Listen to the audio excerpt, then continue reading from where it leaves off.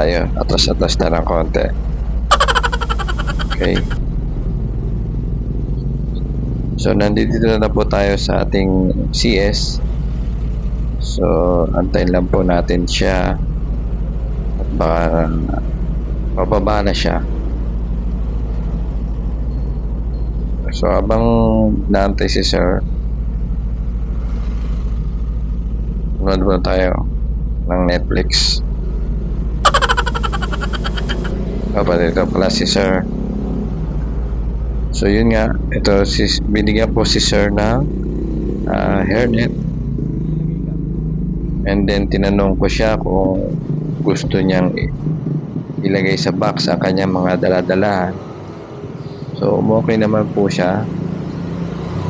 Kaya kinuha natin yung kanyang dala at nilagay sa box. And then sabi ko sa kanya is sumakay na siya at inulit ko yung destination niya at yung name niya. So kinumpirma ko lahat. So ready na po kami para ihatid si sir sa kanyang destination. Okay guys, thanks for watching and God bless mga kapwa ko riders.